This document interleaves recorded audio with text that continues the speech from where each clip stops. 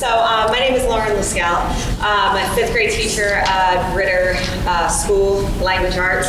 However, I'm also on the Strategic Action Committee. I've been on the committee for about 3 years. I'm here just to give you a little bit of information about what we've been doing over the course of the past couple of years, some of the updates that we have for you guys. So our primary goal, just to remind you, is that we are at this point researching and evaluating the different changing mobility rates of our students. We're looking at how that mobility impacts our curriculum as well as our instructional needs of our Franklin students. We take the time to meet, I would say once every other month or so, to really develop a plan based on all of that review and that research for addressing those results.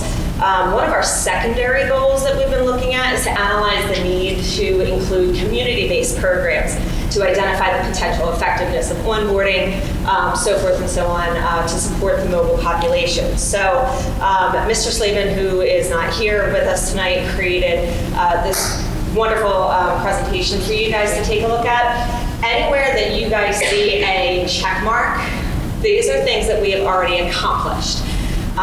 Anything that has these circles here, these are things that we are working on or that we are currently in progress. So as of right now, with our transfer in and out procedures with our survey, we are looking at our exit survey. Any students who are leaving the district, we've created an exit survey that parents would fill out in order to take a look at possibly their reasons for leaving, where the students may be going to, whether they're moving out of state, whether they're transferring their child over to a different school or a charter school. So that is currently in effect, and we're reviewing that for this particular school year.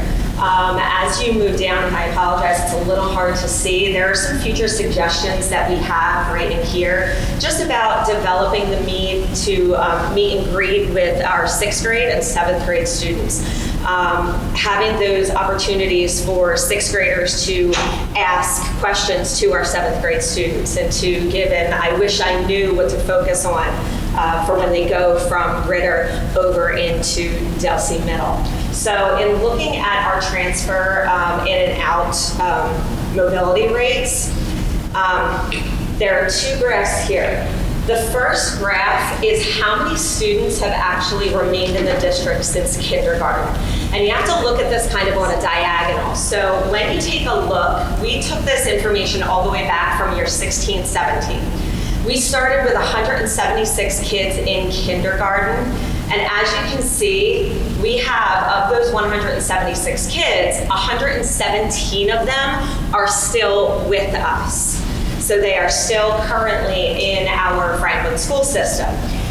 So as you go along the route, you're going to see that as of right now, 23, 24, our current 6th graders, we started with 170 back in 17, 18, and you're going to see that we've retained 126 of those students, which is fantastic. But as you go down, if you look at these, this is like your percentages. So again, out of those 176, 117 stayed with us, meaning that we have 61% of our students who have stayed with us.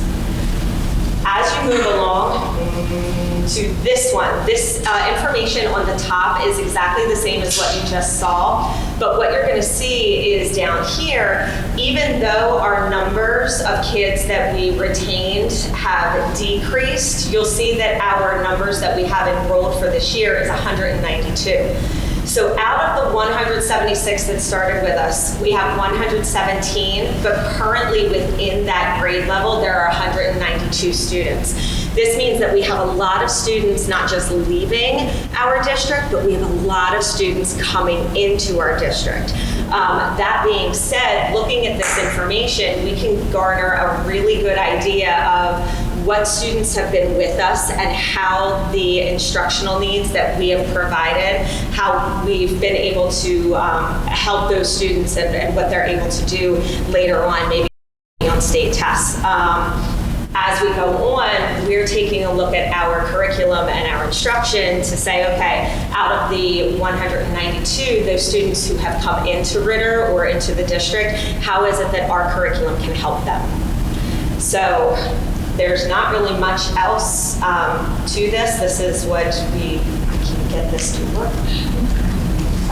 Great. So I think the last slide was just we're still continuing to work. We're still very data driven. We're very focused. I think that's okay. It's only just one slide. So that's it. Data driven and people focused. Thank you. That's it. So thank you, Mrs. Dolan. But we are, as a committee, we are very data driven. We're taking all of this great information and we're using it to our advantage in order to help our teachers with their curriculum, as well as to help the people in the community and their children. So, thank you very much. Thank you. Are there any questions? All right. Thank you. Hang on 1 second. We're going to get a question. She's probably going to say. I apologize. Yeah, Sorry. One minute, we have a board member question for you. I just wanted to know if you could send us that presentation so we can see what it said up there. Yeah. Would it be possible? I'm going to have Zach lighten that slide with the blue, and we'll send it to you so you can see it. Thank you. Any other board member questions? So what things have we found in terms of our curriculum matching with those students that are coming in? Well, those are the things that we're still looking at. We just started tracking last year and this year, like as the kids come in, what tier do they go into? What types of supports do they need? We're still working with Linkit to be able to correlate the time in district with their data and pulling that without having to pull it individually. So all of those things are still in process. So how do we have like a grader that we give before each child put into a classroom?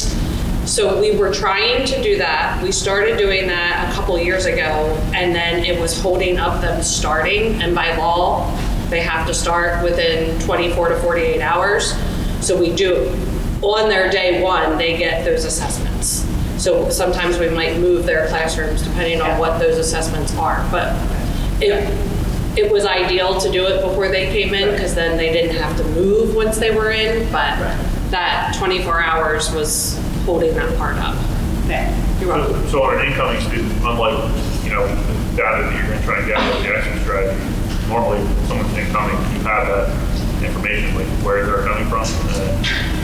Yeah, so we even put together our little survey that Chelsea, when she registers kids, do, so that way we're even looking to see where are they coming from when they come in, and when they leave, where are they going? Right. And are they leaving the state? But academically, not a lot comes with them from their previous school, and sometimes it takes a while to get their records from the previous school. So we do all of the testing that we do with all of our kids here on their first day. They get that same testing so we can see if they need supports and what type of classroom they should go into.